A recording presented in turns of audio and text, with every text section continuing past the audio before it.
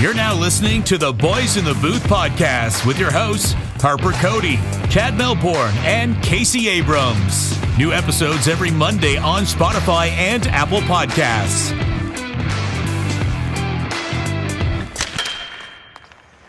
Good evening and welcome to episode 121 of the Boys in the Booth podcast. Cody, Abrams, and Melbourne with you as always. Guys, about 10 to 12 games left in the regular season, 4 weeks until the playoffs. Getting excited for that. How we doing?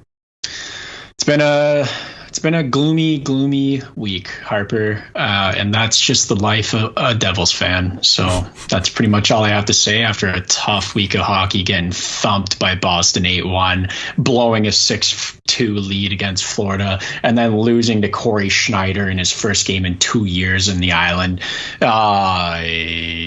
Chad, how you doing?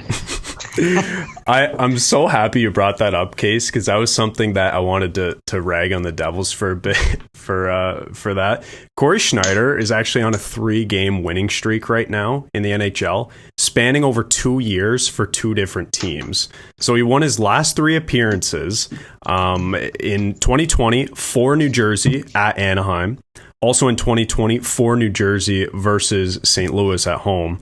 And then in 2022 for the Islanders against New Jersey. So that's a tough look. Yeah, so do you think that they'll move Shane Wright to wing, or does Jack Hughes move to wing as he's a little smaller? I think it would be Hughes. He's got incredible speed, and I think Wright is great defensively, so that would make total sense. But yeah, Case, okay. What a week. What a tough week to be a fan of the Devils. Corey Schneider, man, that's just salt in the wound. But anyways, on to some more positive stuff. Right now, this is day 1 of playoffs in the Boys in the Booth Fantasy League, guys, and I'm excited. I'm nervous. I'm a bit stressed out. There's a lot going on, and so I'm excited to talk about that. Another note I wanted to bring up as well, just kind of housekeeping before we get into Fantasy Corner in the episode here, is that we will be doing another merch drop on May 1st this year. It will run from May 1st to the very end of May. We'll be selling a bunch of new stuff. Adidas golf quarter zips. We'll be highlighting that, as well as the matching Adidas golf hat and some other things as well. So make sure you check that out at boysinthebooth.com on May 1st. Sweet. Guys, I'm doing all right. Last week, honestly, wasn't that great for me either. I actually tested positive for COVID, first time ever. So I had some symptoms and took a couple of rapid tests at home, and they came back positive. So I've had to stay home for the last 3 or 4 days here and work from home. So I got to do the same tomorrow because I tested positive on Friday, and it's 5 days from there. So I'll be back in the studio and back to work on Wednesday. But yeah, I've just kind of been locked up in my place here and not really doing much, but been watching lots of hockey. And I just need to say what a great night it was in Buffalo on Friday night, honoring Rick Jeanneret, 51st season doing Sabres play-by-play. And it was just so nice to see a sellout crowd in Buffalo for the first time in God knows how long. And they ended up beating the Nashville Predators, a great team, and it was just an awesome night. So that really brought my spirits up. I'm very happy for all of that. I did tune in a little bit. It was fun. It was exciting, and very happy for RJ. But I want the people at home to know what it's like in the group chat with Harper when he texts us saying, "Sellout crowd in Buffalo for RJ night, Case." Yeah, I don't know what RJ night is. I already can't remember what RJ stands for. What's his name? Rick Jeanneret. Rick Jeanneret. Also, have never heard that name before in my life until Friday. And Harper just expects me to know what RJ night is. So naturally, when Harper gives me insight on the Buffalo Sabres like that, I put a bet on them and they won. So nice. There you go. Case, I don't blame you for not knowing RJ right off the bat when he said that, but you should know Rick Jeanneret. I mean, Christ, we had Brad Mayday on the podcast. You know the call, Mayday, Mayday, Mayday. That's Rick Jeanneret. Why would I know who called that? I don't know. Why would I know that? I can't even remember GM's names or friggin' TSN broadcasters. That's true. Just you got to get into Harp's brain. It's an encyclopedia of all things hockey, and anytime you need a name, just ask him. Harp, I thought it was funny, man, that you're complaining about working from home. It's like, oh yeah, that's gotta suck. Roll out of bed 4 minutes before your shift and do it in your underpants. Like, that's the dream, man. Like, live it up while you can. I have now been working from home for 25 months. Yes, that's crazy. Holy. Honestly, it is nice. Like, I did it this morning and it was like, wow, I've missed this. But like, there's nothing like being in the studio. It just, the show sounds and is just so much better. But and I got tired of it. Like, over a year and a half, Case, 25 months, man. I don't know how you've been able to do it. That is a long time working from home. But you know what? A couple of days here is kind of nice. So yeah, for sure.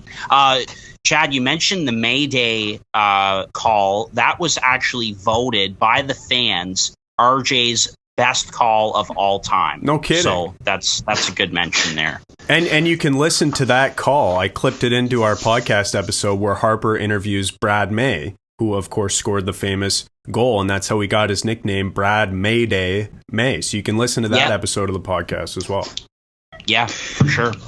Okay, let's go into a little fantasy corner here, and then we'll get into the Atlantic Division. So, Case, kick us off with fantasy corner. Yeah, I lost last week by a landslide, but basically, if Remy or LVB lost, then I was in, and LVB lost. Luke Vanderbeeren texted me on Sunday, sent me a picture of his lineup and the points, and said, I can make a push for this. He was just trying to scare me, though. He kind of knew it was over, but it was close. It did come down to the wire, and thank God Nate Gagne, who's out of the playoffs, just played absolute spoiler for him. Like, I should probably buy him a drink the next time I'm with Nate. But yeah, now I'm in the playoffs, and it's going to be interesting. Like, I'm kind of expecting to be a one and done here, and I'm out being the 8th seed against Chad's team. I looked back at some of the trades. It's kind of embarrassing, some of the trades that were allowed to go through to your team. The other guys should be ashamed of themselves. But the projections are close, and every time we've played each other, it's been an absolute bloodbath. So I'm expecting nothing different. Man, like, this is gonna be two juggernauts facing off in the first round, and me playing you in the first round is absolute worst case scenario for me, because even though I've dominated this league all year and I'm first in the league with a record of 23-0 and have like 700 more total points for than second place in the league right now. Case, you have the second most points for in the league, and it's going to be tough. Like, it's not going to be an easy matchup. 1 versus 8, that doesn't matter anymore. It comes down to 1 week, and it's literally worst case scenario for me. Yeah, it's like I'm second in points for, but 8th place. Luke was also telling me about some ridiculous stat today where he was, I think he's 6 in points for, but then something like last in points against. Oh, really? And he's like, that makes no sense. So basically, when he won, he absolutely thumped the guys. And then when he lost, it was a nail biter. Damn. I mean, that's kind of similar to mine right now. Like, just looking at it now, points for, I'm number 1. Points against, I am number 3 right now, but I was going back to a few weeks ago, like right around the middle of the pack. So it's kind of the same story. I maybe got a few lucky wins in like here and there, and then when I did lose, it was a nail biter. But while we're talking about playoffs, here are the matchups. So it's me versus Casey, as you guys know. Danbury Trashers, the number 2 seed, are playing the Bacchus Door Bandits, number 7. 3 and 6 play, that's the Meatheads and Will Nye the Science Guy, and then 4 and 5 play Ball to the Wall and Hat-Trick Swayze, who I believe just switched spots. I think last week Hat-Trick Swayze was 4th and Ball to the Wall was 5th. But anyways, those are the matchups. And like, there's potential for some interesting upsets here. We already mentioned you potentially upsetting me, Case, but then also like another upset I could definitely see happening is Will Nye the Science Guy upsetting the Meatheads, because we've been talking all season long that the Meatheads kind of ebb and flow with the Detroit Red Wings. Yeah, and Harp, you were saying before the podcast started that the Red Wings went like this, right? And then here's the cliff, and they just went whoosh. Do the sound out because you're the best at it. They just went whoosh. Exactly. And so 3 times fast. Yeah. And so I could see that happening for sure as an upset. No, definitely. Well, that's what happens when you load up on one team, right? And you know, Lukey, love him, but he loaded up on Red Wings. They were looking good first half of the season, and second half of the season just like we said. So I'll be watching the playoffs. It's better luck next year territory for me, as you guys know. Got a win over Brandon Irving last week, but not that satisfying of a victory. I mean, I wiped the floor with him, but he's been locked out of his account all season. So, you know, wasn't that satisfying of a victory. But you know what? Good to end the season on a high note. And looking forward to keeping an eye on these playoff matchups, especially you two. So we'll see what happens. And next year as well, for anyone listening, and we got to get into the episode. Holy, this intro has been long but fun. But next season as well, we'll be doing a fantasy keeper league, and I'm going to do the max amount of teams. Like, I don't know what it is on Yahoo. It might be 18 or something like that. So, or maybe more, hopefully more. We're going to try to get as many teams in as possible, and we'll make sure we send out a link come next season. Yep, definitely. It's been a lot of fun. And if you weren't able to get in on the league this year, but you want to join next year, feel free to reach out to us and sign up. Absolutely. But there's going to be 4 spots. So it's going to be, we're going to meet in Toledo, Ontario, and it'll be a fight to the death. Oh, geez. All right. Let's wrap up our revisiting of preseason division rankings in the National Hockey League, and we're finishing off with the Atlantic Division. And the playoff teams have been decided for a long time now in this division, in the Eastern Conference in particular. We all know that. So let's rip through our preseason projected standings. So we had Tampa Bay, the defending 2-time Stanley Cup champions, in number 1, Florida in number 2, then Toronto in number 3, Boston in that 4th spot, Montreal in 5th, Ottawa in 6th, Detroit in 7th, and the Buffalo Sabres in 8th. And here's how the actual division stacks up, or actually stacks up right now. Excuse me, can't talk tonight.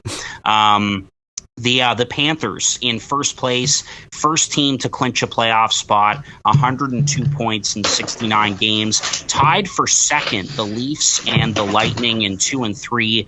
Boston in that 4th spot, just 2 points behind the Leafs and the Bolts. The Wings in 5th, the Sabres in the 6th spot.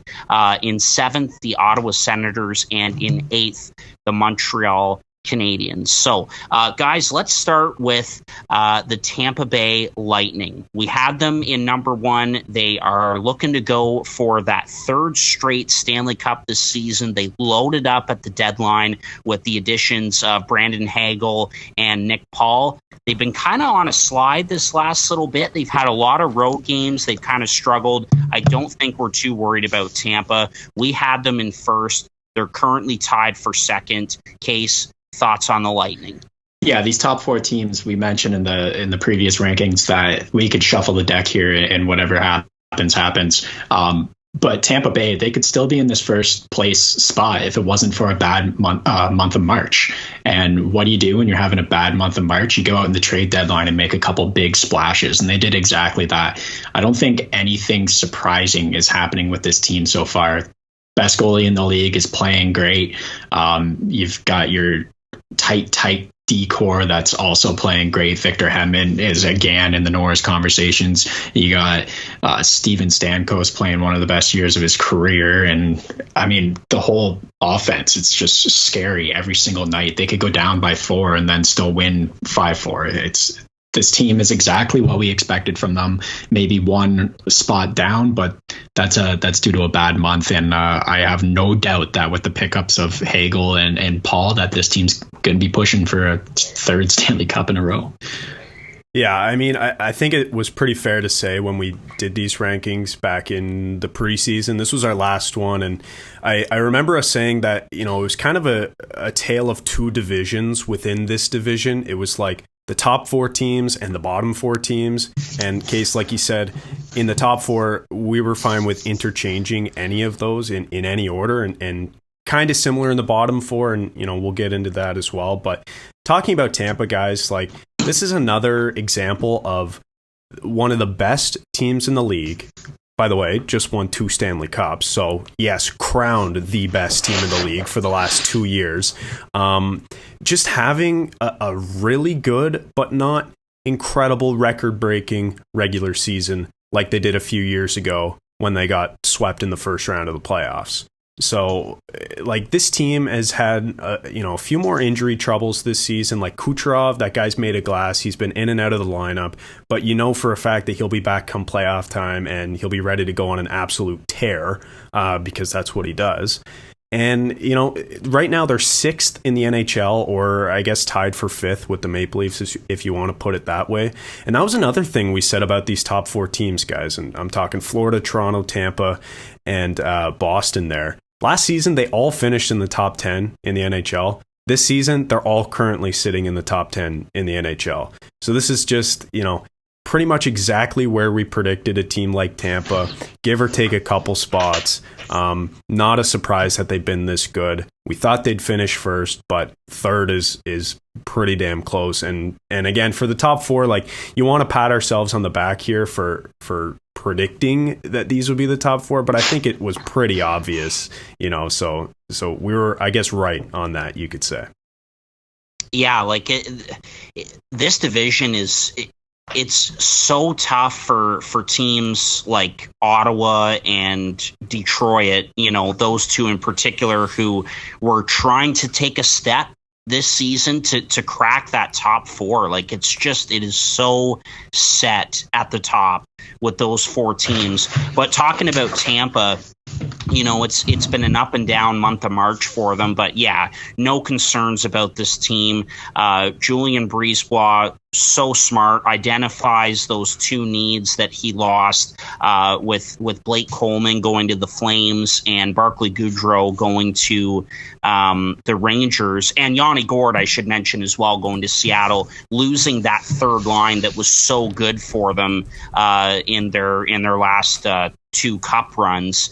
He goes and brings in Coleman and Goudreau-esque kind of players, and Paul and Hagel, and then adding to just an already stacked forward group and a stacked back end with the best goalie on the planet. I think it's just kind of end of season lows maybe for them, and they're just looking forward to playoff time now and going on another run. So yeah, no concerns with this team whatsoever. All right, let's move on to the Florida Panthers. And we mentioned off the top there, first place in the Atlantic Division, the first team to clinch a playoff spot, actually, out of all 32 teams, 102 points in 69 games. They have absolutely filled the net this season. Jonathan Huberdeau just set the record for most points by a Panthers player in a single season with 97, I think it is, guys. He's been incredible this year. Sergei Bobrovsky is looking like vintage Bobrovsky. We've said it before on the podcast this season. This team is just so deep. They picked up Ben Sherratt, and yeah, they're looking to win a playoff round for the first time since '96 and go all the way to the Stanley Cup Finals. I should also mention, of course, they got Claude Giroux at the deadline. Yes, as well. So, yeah, guys, let's get into the Florida Panthers. We had them in second, but they're first place in this division, and by a nice little, they've got a nice little cushion at the top there. So, listening back to the previous rankings episode on this one, the people that hate advanced analytics, they won this round. That's for sure. Chad, there's one theme that's been in these past 4 episodes that we definitely kept up on, talking about the Florida Panthers and why you actually ranked them 4th, and then we came around and put them 2nd anyways. And that is goaltending. We relied a little too heavily on the sketchiness of the Florida Panthers goaltending situation. And of course, expected goals, that classic got brought up, but and then another anomaly happens, and Sergei Bobrovsky having an incredible bounce back of the last 3 years. And he certainly helped this team out. And then the other one, I'm not going to rag you on you like for this one, but IPP and Verhaeghe and Bennett taking a step back, some regression. Verhaeghe a slight step back, but he still is like a 20 goal scorer, 50 point guy, and Sam Bennett is having the best year of his career. So it's like the advanced analytics failed us on this one, but no surprise here for this team. Like, they have been doing some spectacular things all year, like the most comebacks, or I could try to word that better. I guess, Chad, do you want to give that one a crack again? Last episode? Yes, I don't have it in front of me, but I will try. They have the most comebacks in the NHL when trailing after 2 periods. Period, 1 sentence. Got it. There you go. And they did it again this week against the Devils. I knew it was happening.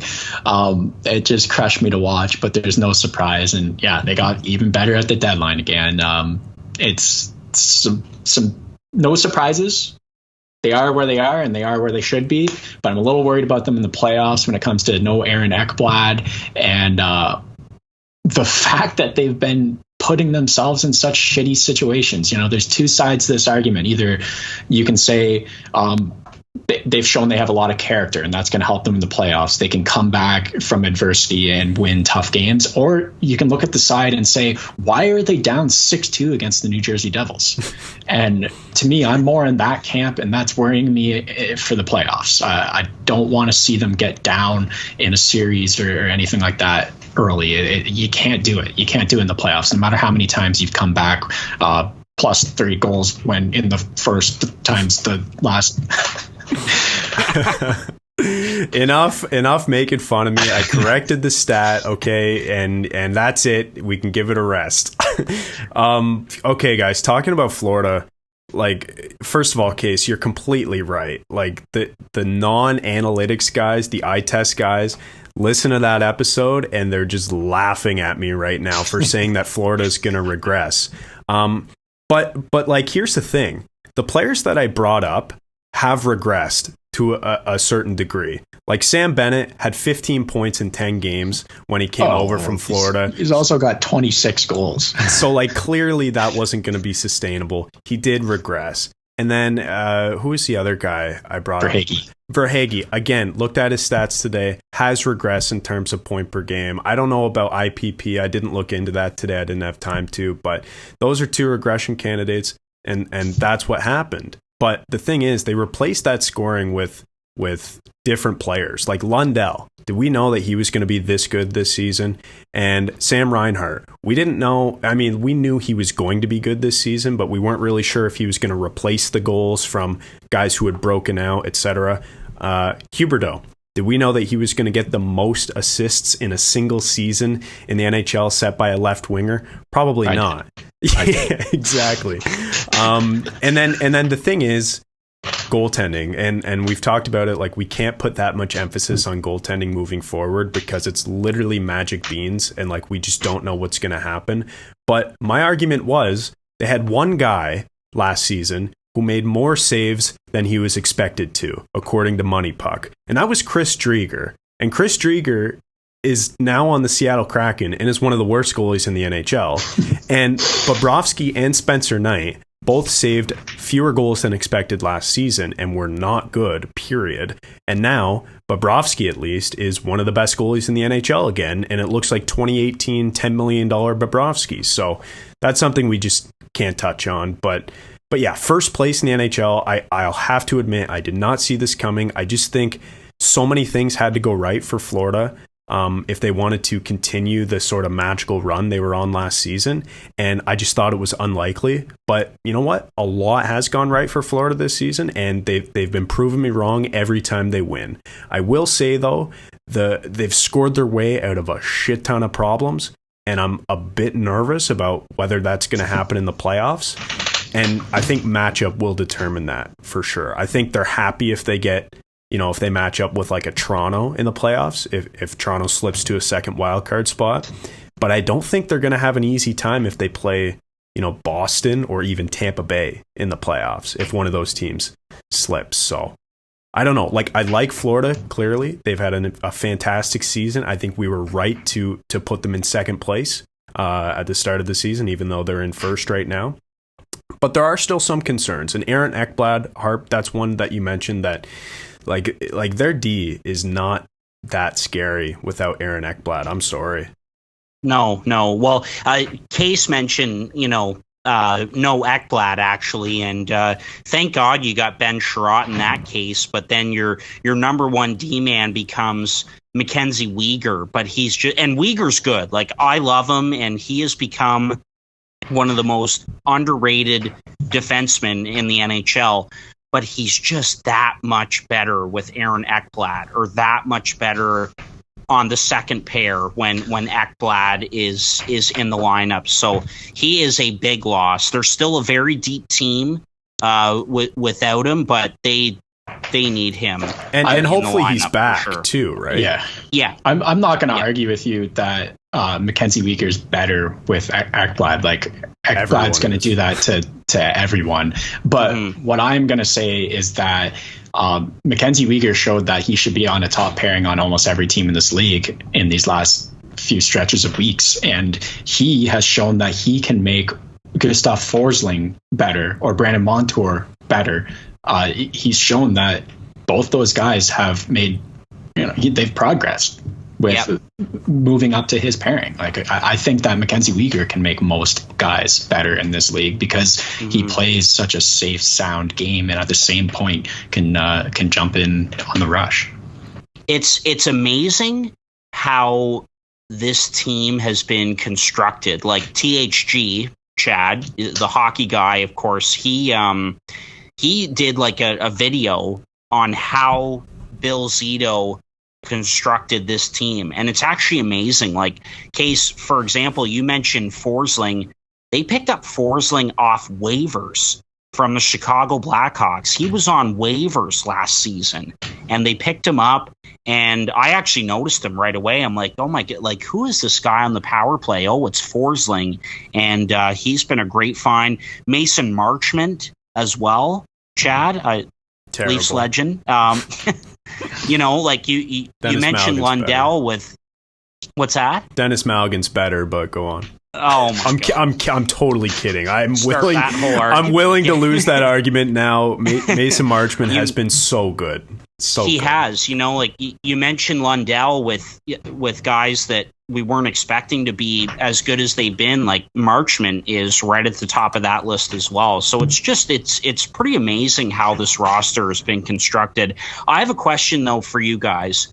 Are you a little bit concerned with the goaltending behind Bobrovsky going into the playoffs? Are you concerned at all with Spencer Knight? Because Spencer Knight has not had the season that I think any of us anticipated. Am I right? Yeah.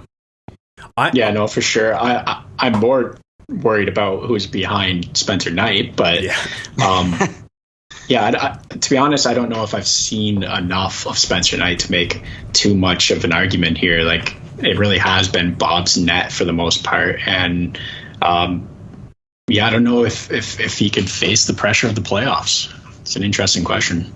Yeah, I mean, I'm not overly concerned because, like, who's going to start all 7 games in round 1? It's probably going to be Bobrovsky. And, like, if you're concerned about Florida's goaltending because of Spencer Knight in the backup position, then you should be equally concerned about, say, Tampa Bay with Brian Elliott. Even though he's been really good this year, still sort of, just a guy who's not a full-time starter. So Toronto like, Maple Leafs. Exactly. Like any team, right? Like if you're riding a starter and he gets hurt, clearly that's going to suck, but clearly that's going to impact almost every single team in the playoffs identically. Unless you're like, I don't know, like Boston has a really good tandem, even though Allmark has been kind of shady recently, but Swayman's been really good. They have Rask in the playoffs.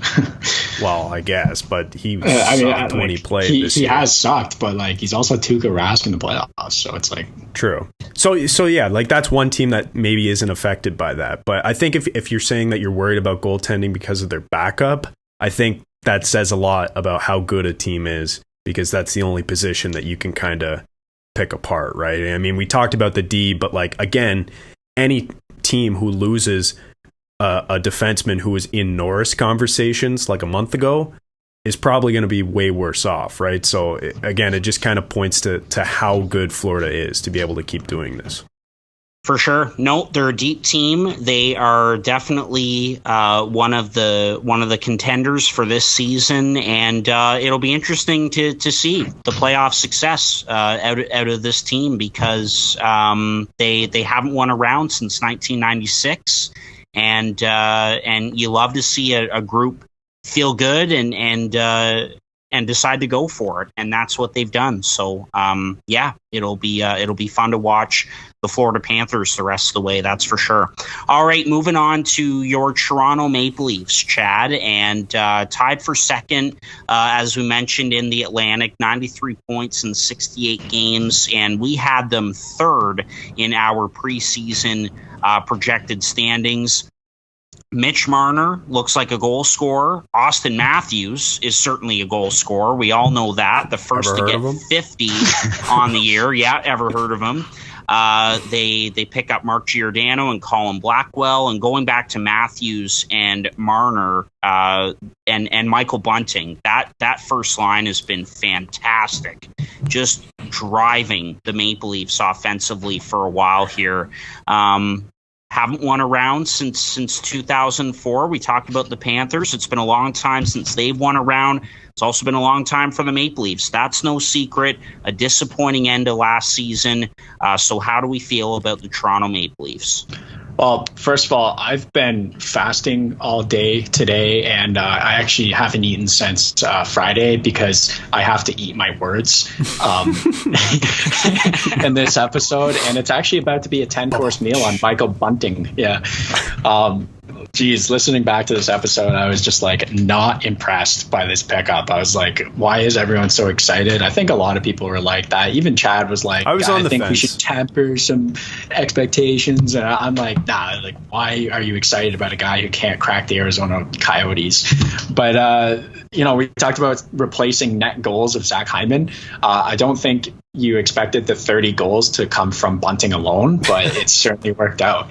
And, honestly, I would say it's safe to say that they would be in first place if they made the changes they made to their D-core a little earlier in the year. If they picked up Lilliagrin earlier this year, Giordano, if they gave a little more ice time to Lilliagrin, this team's in first place because they struggled at the beginning of the year on defense. I think Jared Hull, like that's a tough Justin Hull.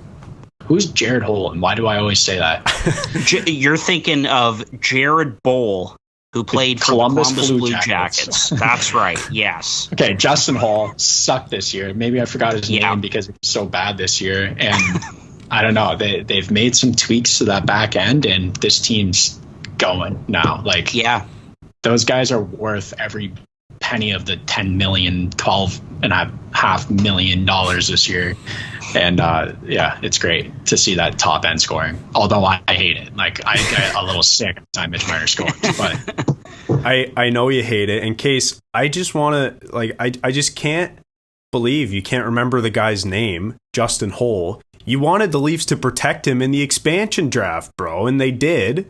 And I wanted to get rid of him because he was replaceable by Timothy Lilliagrin. So I'm surprised you can't remember Hull's name. Yeah, it's a hole in my brain. Case is just on it today with the jokes. Yeah. One thing before I get into the Leafs is just I brought up Spencer Knight's numbers, and he's been roughly average this season in his 20 some odd games played. So it's, again, not that big of an issue for Florida. But yeah, talking about the Leafs, guys, like Case, you mentioned that they'd probably be in first if they had better defense. Well, what if they had better goaltending for like 4 months? The first 2 months of the season, Jack Campbell was in Vezina conversations. He was one of the best goalies in the NHL, dating back to last year and in the playoffs as well. But then, he tweaked his rib and he was out for a bit. And then Mrazek was god awful, which again, Magic Beans can't really predict. But they were both bad for like 3 months. And then, what would have happened if they would have got league average goaltending? Like, it would have been interesting to see. And maybe we're talking about them in Florida's place, but who knows? Anyway, talking about the Leafs, I want to give a couple pats on the back here. And then one just like absolute thing that we were completely wrong about. And I'll start with that. Going back, listening to this, you and I were both completely wrong about Nick Richie. Go figure. We thought that he would slot in perfectly in the top 6. He was there for like 4 games, and then they realized he couldn't skate with Matthews and Marner, and then now he's an Arizona Coyote making $2.5 million. So we were definitely wrong on that. A pat on the back, though, dating back to the preseason, when I was watching this guy in games in the preseason, was Timothy Lilliagrin, and I said he's in my starting roster. And guys, over the last like month or like couple weeks at least since we got Giordano, like I don't know how you take Timothy Lilliagrin out of the lineup here in the playoffs, because he's been that good, like on a third pair with Giordano. So that's been a great surprise that he's finally playing games for the Leafs and meaningful minutes as well. Case? I'll give you like a 3-finger tap on the back, because personally I just think Giordano makes guys so much better, and I think that's what you might be seeing here. Like, I don't know that for certain, but I'm definitely saying that that's having a big factor on it. Definitely, and I think there's no denying that. But I've been saying all year, and I've been pumping Lilligren's tires, like especially when he was playing on the bottom pair with Sandin, like just getting some favorable matchups, playing, roughly 15 minutes a night. Like, he's looked really, really good. And I think like I've been very impressed with both of those guys. And now over the last, couple weeks, Lilligren's actually on pace to outpace Sandin in points, which is kind of interesting considering Lilliagrin is considered more of a defensive guy and Sandin's considered more of an offensive guy. But anyway, I digress. Guys, the team is really good. One thing that we brought up last episode when we were talking about it was how the special teams sucked last year. And this season has not shown that at all, which has been such a bonus for this Leafs team. You've got so much money on that first power play. And finally, it's performing the way it should. It's ranked number 1 in the league. It's been number 1 in the league since game 1. And it's clicking at roughly 30%, which is just amazing. That's like 1 in 3 power plays you're expecting a goal from one of the big 4, because they've been playing the big 5 guys on one power play all year, which makes total sense. I don't know why they ever split it up before. And I remember saying that last episode, and I'm so happy they've done that this year and ran with the big 5. Including Morgan Riley as number 5. And then the PK guys, that was something we also harped on, because, last season their PK sucked, but this year they're currently ranked 5th in penalty kill percentage, and they have the most shorthanded goals this season among any team in the NHL, which is incredible. Most rush chances and second most 2-on-1 chances on the PK. Which again, like, those are just stupid numbers. They're trying to play offense while they're killing penalties, and it's been working out. Last thing I'll say about the Leafs is, like, I don't love any of the matchups, because this Atlantic, talking about playoffs, because this Atlantic is so tough. Like, if you play the Bruins, are they going to beat you for a third time? Like, would you rather play the Bruins, who have already beat you twice, who are 2 points behind you right now in the standings, but also 2 spots behind you? That's how tight and top heavy this division is. Or would you rather play the first place team in the league, second in the NHL, I guess, first place in the East, the Florida Panthers, who have Mason Marchment, who he basically gave to them for free, so that's a stab in the back? Or would you rather play the 2-time defending Stanley Cup champions, Tampa Bay Lightning, in the first round? Or, in a fourth and a bit more unlikely, would you rather play Freddie Anderson in the Carolina Hurricanes? So, like, I'm not loving any of the first round matchups, but, like, no one said it was going to be easy for the Maple Leafs, and this year is really, putting that on display. Last year was probably the time where it could have been the easiest, and they blew it. So maybe a little bit of adversity is good for the Maple Leafs in the playoffs. So I'm looking forward to it, guys. That's my spiel on the Maple Leafs. Had to get it out here. Yeah, no problem, Chad. I was just playing Wordle for the last 10 minutes. It takes you 10 minutes to do a Wordle? Holy. Well, I don't have much more to say on the Maple Leafs, just that, I hope the goaltending, Jack Campbell in particular, kind of comes back to form, because he was fantastic through the first 20 games of the season. Like you mentioned, Chad, he was, in conversation for the Vezina, and then just kind of fell off a cliff and got injured, and Mrazek's been up and down. Shalgren has been a great story. I'll say that. He's been great. But I think if the goaltending is going to get fixed and back to solid, it's got to be Jack Campbell. And I got to tell you, I like Jack Campbell, and I'm confident that he'll be able to bounce back. I'll also say Michael Bunting, you guys know, maybe one of my favorite signings in the offseason. What a great pickup. His IPP this year compared to last year, like, he's going to regress so hard next year. I mean, who knows if he has 30 goals next year? Holy crow. Yeah, seriously. Well, and I mean, it's no surprise him playing with those two. And Chad, I remember you and I having a conversation that, like, that is what I wanted Toronto's first line to be. Bunting with Matthews and Marner, and it's been so good. And that's exactly what they needed. The Leafs needed guys like him and guys like Lilliagrin, who have, finally, like, come along on these really nice contracts to contribute a lot to the team. And that's exactly what's happened. And, there's other guys, Kampf and Kasha, even though he's been hurt, but he's been great as well. And so they've had a lot of that. As you mentioned, none of these first round opponents are going to be easy. If I had to pick one just for the storyline, probably Boston, because, like, how great would that be, them to finally slay the Dragon in the first round, and the Dragon being the Boston Bruins, and finally get through for the first time since 2004. Chad, I'll bring up something though. Are you concerned about sort of the depth of the forward group? Like, because we know that Tavares and Nylander have been struggling together the last little while. Are you concerned about those two at all moving forward?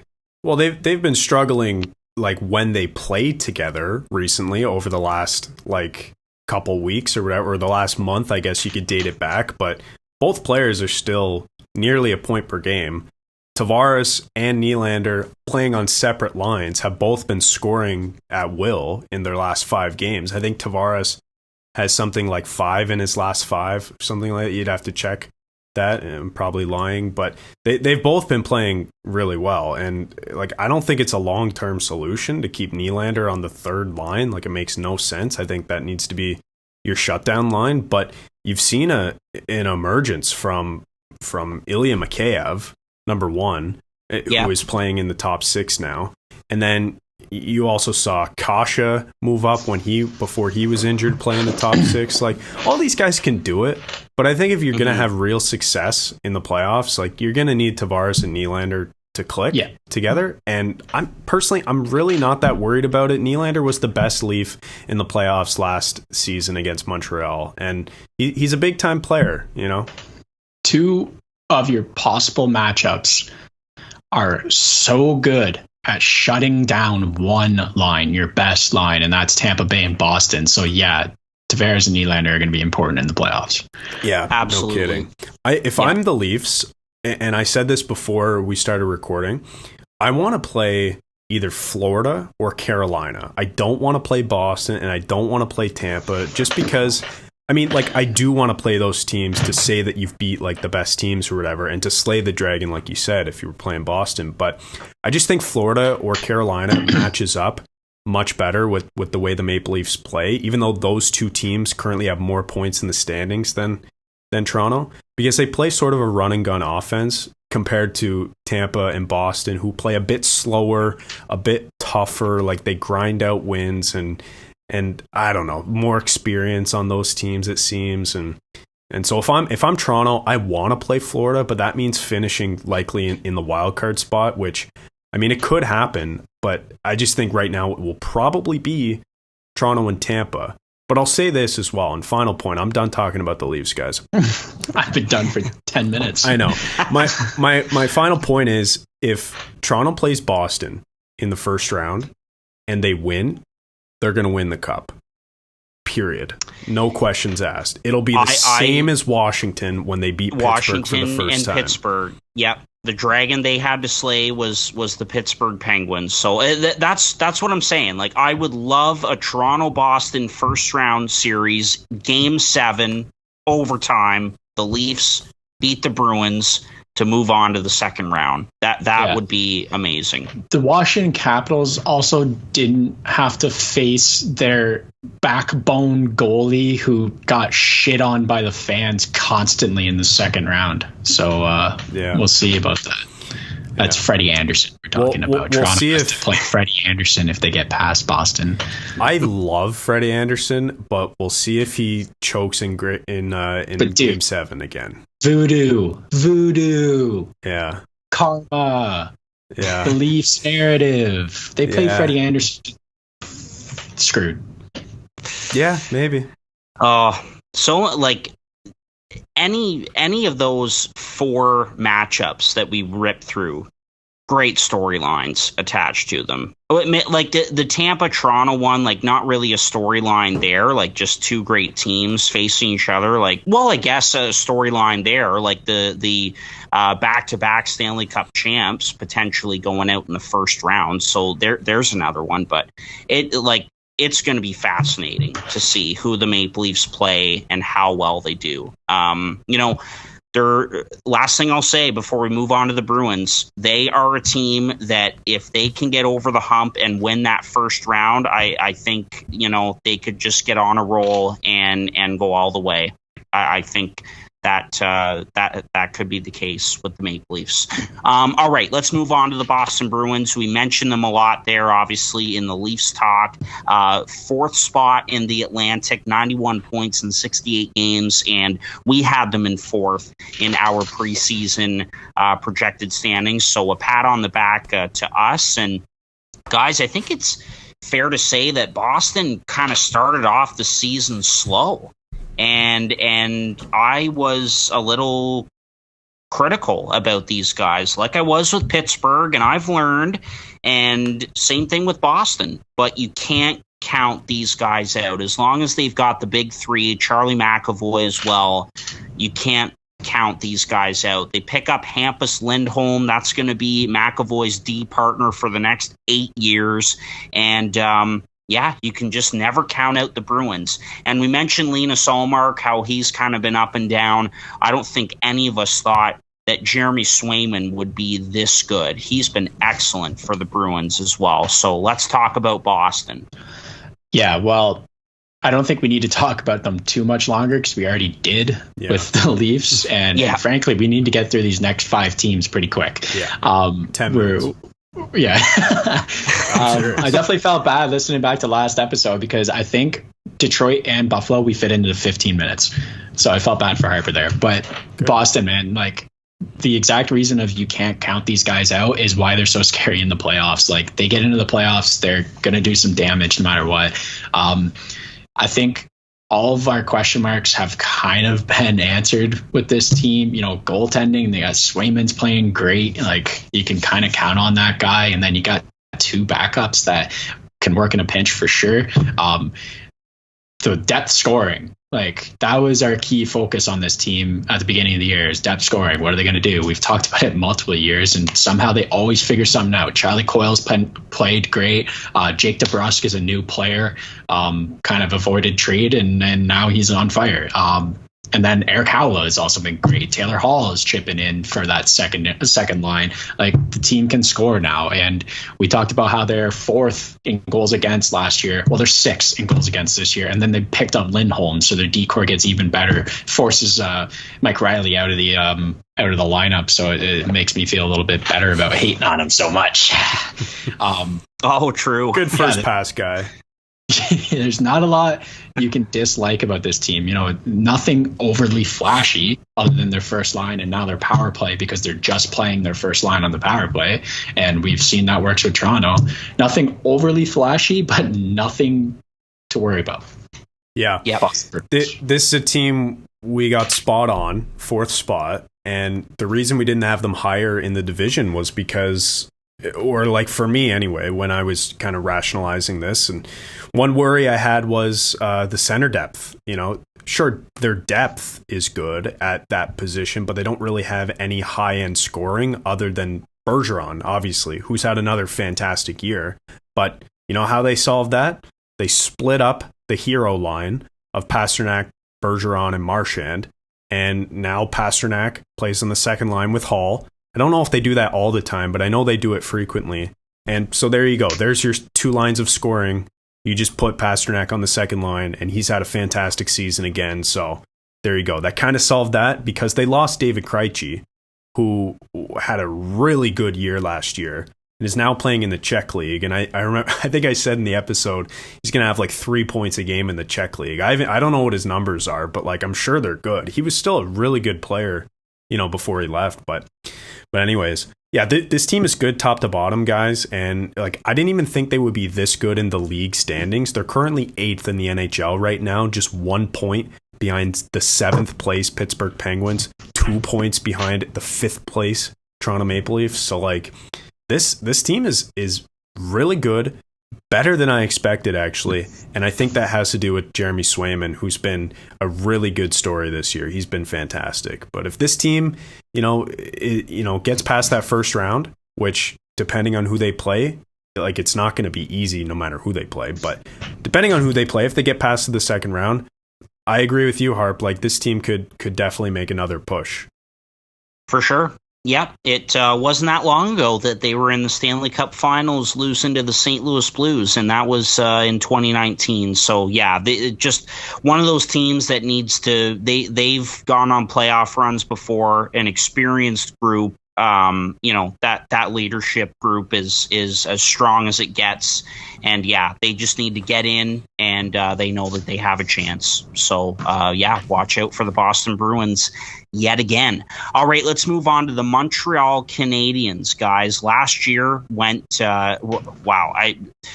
I'll stop myself there for a second. What a difference a year makes, first of all. Went to the Stanley Cup Finals, a miraculous run last season, and this year they're one of the last place teams in the NHL. So we had them in 5th, currently 8th in the Atlantic Division. No Carey Price, no Shea Weber. Doesn't look like he'll play again. Just a ton of injuries. They lose Phil Deneau to the LA Kings in free agency. Dom Ducharme gets let go. Mark Bergevin gets let go. Kent Hughes and Jeff Gorton come in. Marty St. Louis comes in behind the bench. That certainly made things a little bit better. Cole Caulfield has been a different player under St. Louis. Nick Suzuki is back to looking like a number 1 center. So things have gotten a little better, but guys, it's been a long year for the Montreal Canadiens. Yeah, I think we had a fat case of the recency bias, and we saw this team go to the Stanley Cup Finals, so we kind of thought in our head that we have to have them at 5. We knew who we had in 1, 2, 3, 4, but these guys kind of had to be 5 based off what happened last year. But I think it's pretty safe to say, or not safe to say, but I think you can say that if Marty St. Louis was here all year, this team could be in this position. They could be number 5. They would have second half Cole Caulfield all year. They would have depth scoring. be playing not meaningful hockey, but much better hockey if they had St. Louis all year. But if my uncle had wheels, he'd be a bus, and he isn't. So this team is bad. Yeah, I mean, the question there is, if your uncle was a bus, would he have more wheels or doors? It's a good question. But yeah, Montreal, guys, brutal this season, and like I don't think we were harsh enough when we came around to ranking these teams. In case you said it, like maybe a bit of recency bias there. But like I've been ragging on Montreal all season. It's going to have to stop because they have been playing well recently, similar to the Buffalo Sabres, who I posted yesterday are 7-3-2 in their last 12 games. So that's something to look up for. But yeah, guys, Montreal, like we talked about last episode when we did these predictions, they lost their number one goalie, they lost their number one defenseman, and they lost their second line center in Philip Deneau. And like they just haven't really been able to replace any of those guys, or at least for the first half of the season. And then, Marty St. Louis took over and he's kind of been changing this team up a bit. But they finished 18th in the NHL last season. I remember harping on that because they should not have been in a playoff spot. And now they're sitting in 32nd in the entire NHL, dead last. Next season, I think they're relevant again. And I think we can probably put them in that 5th spot. Maybe the Red Wings, maybe Buffalo, but maybe I think maybe the Senators. The Sens. Oh my God. Anyway, I think they'll definitely be relevant. They aren't this bad as a standing show, but at least they'll be able to get Shane Wright. So I think it's fair to say that we were a bit wrong with this team, maybe due to some recency bias. It would be nice to see them get Shane Wright because, as we know, the draft is at the Bell Center in Montreal this year. So to have that number one pick in your arena would be nice. Case, there's some good QMJHL players available. Draft a guy from the QMJHL in Montreal. Get Matthew Savoy. Why not? Enjoy yourselves. Nathan Gaucher. Yeah, do that. They can keep going on a hot run, just like the Buffalo Sabres, work their way out of the Shane Wright pick, let a deserving team pick up another center for their deep center core down the middle, a bunch of young guys, the New Jersey Devils, Shane Wright, let's go. How are the Devils up for their 3rd first overall pick, man? Like, what the hell? Let's move on, though. We got to get to Ottawa here. Yes. Yeah. Anyway, last thing I'll say on the Habs, what a job Kent Hughes has done with asset management. Definitely. Right, guys? I agree. Like, he has been making out like a what? Chad, you said it. Like a bandits. Gangbuster. He's like the Monopoly man running away with a sack of cash because he got a 1st-round pick for Ben Sherratt. Like, that's a joke.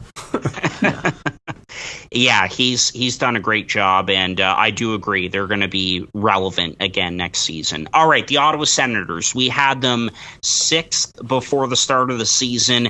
Great second half of the season last year, and the Senators certainly got, I think, a little too excited about that going into this season, saying the rebuild's done. They've got a good young core there, but guys, the rebuild's not done yet. Like it has not been a good year for the Ottawa Senators. Now, injuries, they play a role, a COVID outbreak as well, but it's kind of, you look at the way this team is constructed, and there are issues there. So let's get into the Senators, currently in 7th in this division, 56 points in 68 games. Case, Ottawa. Yeah, it's another team that I think their position doesn't necessarily show what their team is capable of. Definitely a lot of injuries this year, COVID outbreak. You're right on that, Harp. What I will say is we're expecting a certain group of players to really take an advantage of their opportunities in this year, and that's happened. We've seen Josh Norris be great this year, also getting hit with injury.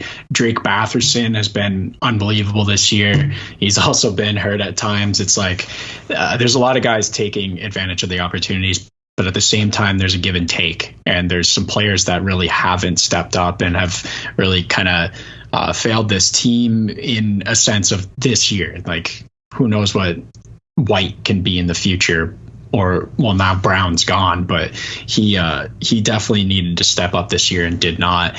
So yeah, there's some guys that really stepped up, and there's some guys that fell off bad, and that's why Ottawa is where they are. Yeah, I mean, going back to ranking this division in the top 4 and the bottom 4, we knew Ottawa was going to be in the bottom 4. We just didn't know exactly where. I think most Sens fans are a bit disappointed with the production from their team this year, but let's face it, like, they have one steady defenseman. They have Thomas Chabot. They've got guys coming, for sure, but Thomas Chabot really owns that back end, and he's one of the only guys. Like, you've got, a guy like Zub is good, but he's not, he is good. He is good. I really like him. Trust me, I know he is good, and like both the eye test guys and the analytics guys love him, but and so he's definitely good. But they need more guys there. They don't have a starting goalie. Like, Matt Murray has been up and down all season. He was really good for a little stretch there. So who knows what he'll be next year? Because like we've said, you can't really predict goalies. And then they just need, some more offense up front. Brady Tkachuk, newly named captain. I'm sure that felt great for him and for the organization. Jimmy Stu, that's a guy who I'm keeping my eye on for next season, especially for fantasy, because I think he's due to break out, and all the numbers point towards that. So I'm looking forward to that. But they're just not there yet, and we kind of knew that, but I think it's been a bit disappointing so far. Yeah, definitely. No, and I definitely was one of those guys who, they played so well the last 25 games of the season last year after a brutal start. And I thought, okay, like the young core is in place. They've had such a good stretch here. They could maybe be a wild card team next season and really take another step. But it just hasn't happened yet. But they've got such a bright future, a great young core. It's just kind of filling in spots here and there. The goaltending, Chad, you mentioned Matt Murray. Anton Forsberg has been excellent. They locked him up for 3 years.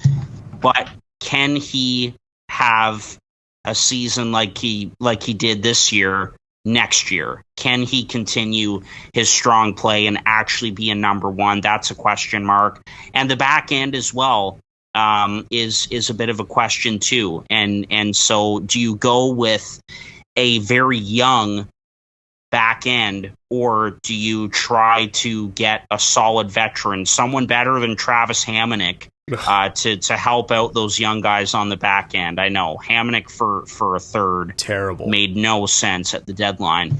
And then it's just, in general, it's insulating these young guys the right way, finding those veterans to come in and be a good fit with these young guys. I think that they've really struggled with that, but the Senators are definitely on the uptick, and next year should be better for sure. Hope so. All right, let's move on to the Detroit Red Wings now. We had them in 7th before the start of the season, and it's been a rough go this second half of the season for the Red Wings.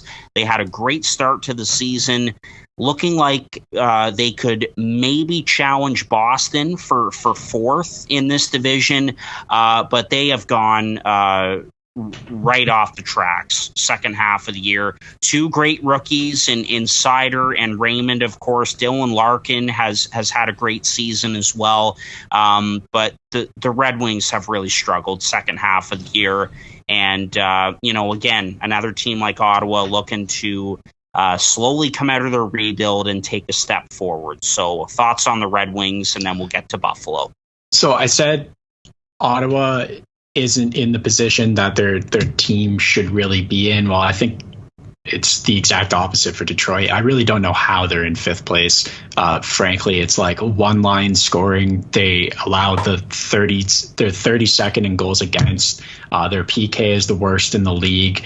They don't really have very much going for them other than the fact that this team is young and looking good for the future. They had a couple of rookies to blow up. Raymond and Schneider are sick. Like, how can you not be excited about those guys? Even Rasmussen's, like, he's not young by any means, but he's certainly stepped into a nice role and has improved greatly. Yeah, there's a good future here, but I really don't know how this team's in fifth. I guess they're hot at the beginning of the year, and then they've been god-awful ever since. Yeah, they won a lot of games at the start of the season because of guys like Mo Seider and Lucas Raymond, who are just kind of carrying this team, being like 20-year-olds or whatever. Like they both had or are having really good seasons, and they're the second and third best rookies in the NHL after Michael Bunting, number one. So it's been a whirlwind of a year for Detroit. But guys, they're minus 71 in goal differential right now. That's third worst in the NHL, but they're currently sitting in 24th overall. So I think there's some good times ahead for Detroit. They're not quite there yet, though. You know, like, no. Nedeljkovic has not been good this season, which, again, surprising because he was so good last year. And like you said, Case, they don't really have much proven scoring. They've got a bunch of young guys, and they're going to be fun in the years to come. You know, like a guy like Joe Veleno often gets forgotten about. And even a Philip Zadina, who, you know, isn't really living up to his draft position, but is another guy who can score if they end up keeping him. And then Jacob Vrana, who just came back. Like, they have a lot of good players. But, you know, leave it to Stevie Y to kind of recognize his position in the standings and manage his assets. And that's what we talked about at the deadline. You know, getting picks back for guys like that's important. And, you know, they're not there yet, but they're a year or two away from being, I think, completely relevant in this division. But the problem is, like, who are they going to displace in the top four in this division? Like, for any of these bottom four teams in the league, who all are on the up and up right now, like, they're going to have to get a second wild card position to beat out a team from the Metro, right? Like, who, like, yeah. Do you guys see Boston falling out, or Tampa or Toronto or Florida? It's a tough division, man. The Atlantic is an absolute bloodbath. It is, absolutely. And yeah, like, you know, not much else to say about the Red Wings. You know, they just need to take a deep breath, kind of swallow this season. A lot of positives, a lot of negatives, but they're going in the right direction. Simon Edvinsson is likely going to step into the lineup next season. He looks fantastic as a young defenseman, and next year they should be able to take a step. They're going to get another high draft pick, so look out for that. And the Red Wings should be better and more consistent next season. All right, let's get to the Buffalo Sabres, last team that we'll talk about, and man, I'm excited to talk about the Sabres as we wrap up. So we had them in 8th before the start of the season. You know, they trade Eichel. They get rid of, Eichel was still a member of the team at the start of the season. He didn't get dealt till November, but they get rid of the big three: Eichel, Reinhart, and Ristolainen, tearing it down again. It's going to be the Sabres and the Coyotes battling it out in the basement for that number 1 overall pick. And guys, I think it's safe to say that the Sabres have kind of exceeded expectations a little bit, that they've been a really nice surprise. And I really think the turning point was that game against Vegas, against Eichel in his return to Buffalo. When Tuch and Krebs both scored, they won. You look at the big games after that, the Heritage Classic, they get a win there. Rick Jeanneret night, they get a win there. 8-3-3 in the month of March. It's been a different team, and it's been a lot of fun to watch. I think, you know, the fan base in that city is starting to believe in them again. Like, there's a good young core here, and there's a bright future. Owen Power could be coming as soon as sometime this month, after the Frozen Four wraps up. Really, really good progress for the Buffalo Sabres. So let's get into them before we wrap up. Yeah, definitely a bright future here. We all know that. But what I will say about Buffalo and yeah, they're definitely exceeding expectations and keep exceeding them. Please, let's give the Devils a better draft pick. I love it. Like, win all the games you want right now, Buffalo. Thanks. What I'm going to say though is, like, where can this team be if everyone's clicking? You know, this is another team to me that you have guys stepping up and then guys stepping back, or you lose a piece. You talk about the turning point, Harp. Well, I think it's trading Jack Eichel, getting rid of that blemish on your, you know, in your locker room, and then getting guys who are actually playing hockey games helps. But what I'm going to say is, like, you lose Reinhart, Tage Thompson steps up. There's a give and take. Olofsson takes a step back. Jeff Skinner's back to being kind of Jeff Skinner. It's like there's a give and a take, Well, if there's a whole lot of taking next year, well, maybe these guys are in the 5th spot. So I think there's definitely a bright future. And if everyone is on the same level as kind of expectations, you know, maybe some guys come back down to earth a little bit, but if guys are where we expect them to be, then I think this is a pretty competent team next year. Yeah, Case, you mentioned, like, maybe this team is in the 5th spot next year. I'm just pulling up the poll that I ran yesterday, and because I posted that the Sabres are 7-2-3 in their last 12 games, and I posted the poll, will Buffalo make the playoffs next season? 27% of our followers said yes, they will. That's actually higher than I thought it would be. So 27% of Boys in the Booth faithful. Do not ask me about sample size. It does not matter. What day did you run that on? Was it a weekend night by chance? Were they 27% in the tank when they picked that? I mean, well, it was a Sunday night, and if they were in Buffalo, that is a good chance that they were. So maybe that's the case. But yeah, guys, Buffalo has looked really good. I've been impressed with Tage Thompson for sure.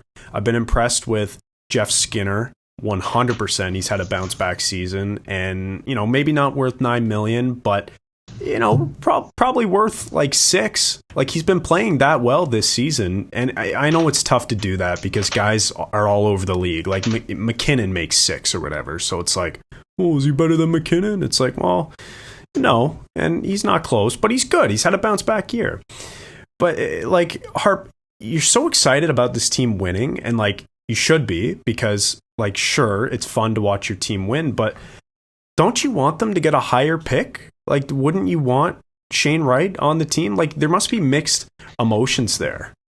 Well, a little bit, and we've talked about this off air, that, you know, I would love for them to get one of those top 2 picks, to get a Wright or a Slavkovsky. But they have 3 first-rounders, and that Vegas pick from the Eichel deal is going to be higher than we thought it would be, right?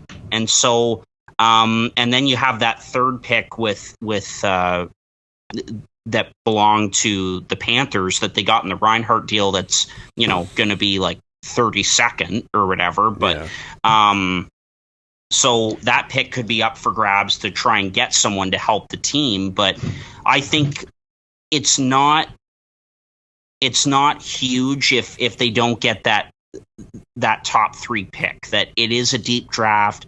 They have 3 of those first rounders. I think 2 of them they'll use for sure. And then that 3rd one, the Florida pick, is maybe a little bit up in the air, that they could use that to get a right shot D to play with Owen Power next season, for example. So I'm not too worried about that.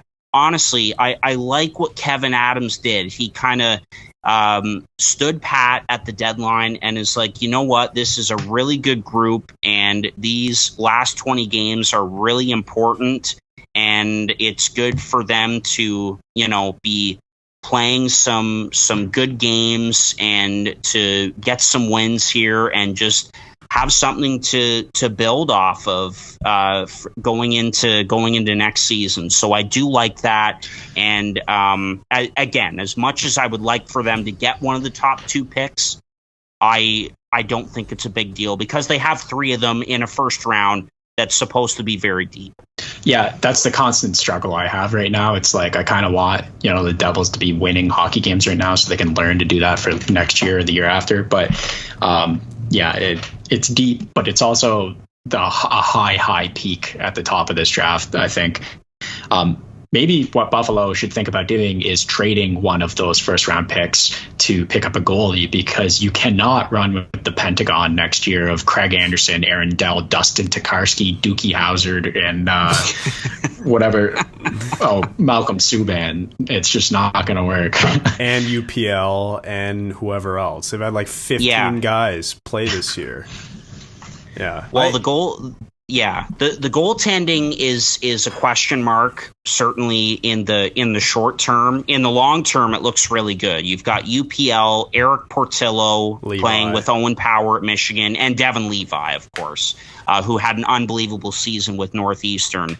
But yes, for next year, are you comfortable with a tandem of Luukkonen and Craig Anderson? Because Anderson has been a great veteran for the young guys, and he's battled this year, but he's not getting any younger. Is he like 45 next year? What do you mean? I think he's retiring.